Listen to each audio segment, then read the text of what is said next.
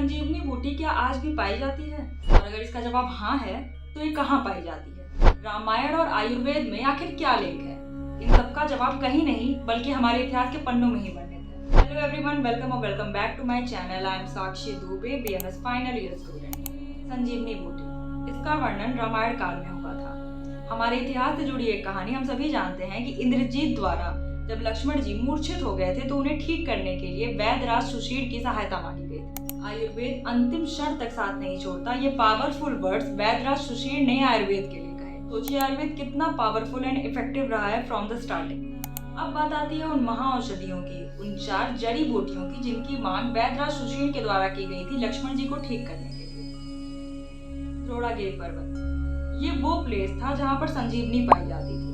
तो हनुमान जी जाते हैं, द्रोणागिरी पर्वत का कुछ अंश लंका के तट पर ले आते हैं और वहां पर लक्ष्मण जी का उपचार वैद्यराज सुशील के द्वारा किया जाता है और लक्ष्मण जी पूर्णतया स्वस्थ हो जाते हैं। मृत संजीवनी, विशल्यकर्णी, सुवर्णकर्णी, संधानकर्णी, ये वो 4 दिव्य औषधियां थी जिनकी मांग वैद्यराज सुशील ने की थी। तो आखिर इनमें ऐसी क्या खास बात थी? इनमें से मृत संजीवनी मूर्छा नाशन का काम करती थी, विशल्यकर्णी दर्द निवारण का कार्य करती थी, सुवर्णकर्णी कॉम्प्लेक्शन को ठीक करती थी और संधानकर्णी जोड़ने प्लस हीलिंग का काम करती थी। ये 4 प्रतिभाशाली जड़ी बूटियां जो द्रोणागिरी पर्वत पर पाई जाती थी, इनकी एक खासियत थी, दे ग्लोज इन द डार्क, वो अंधेरे में चमकती थी।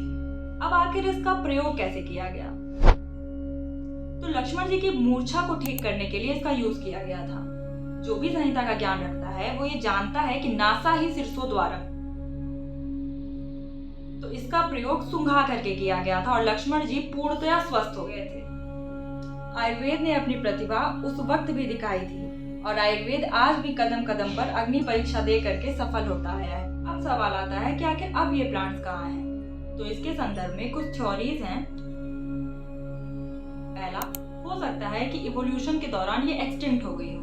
दूसरा, हो सकता है कि आज भी हमारी पृथ्वी पर मौजूद हो पर इनके रस, गुण, वीर, विपाक ये सभी अल्प मात्रा में हो गए हों। और तीसरा, हो सकता है कि आज भी हमारी पृथ्वी पर हो पर इनमें अभी भी शोध की आवश्यकता। सिलेजिनेला ब्रायोप्टेरिस, ऐसा माना जाता है कि यही हमारी संजीवनी है।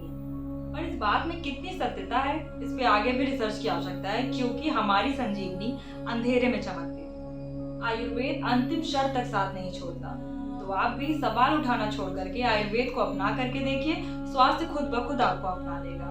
आज जब पूरा संसार आयुर्वेद को अपना रहा है तो जो भी मेरे फ्रेंड्स हैं, सीनियर्स हैं, जूनियर्स हैं, उनसे बस मेरी इतनी ही दरखास्त है कि आप भी आयुर्वेद को अपने माथे पर सजाइए और स्वास्थ्य की तरफ एक कदम बढ़ाइए। तो यार that's all for this video. और अगर आप मेरी जर्नी की शुरुआत देखना चाहते हैं तो आप मेरी पिछली वीडियो देख सकते हैं, मैं आपसे वहीं मिलती हूँ। And please do subscribe to my channel. तब तक के लिए आप सभी का आभार।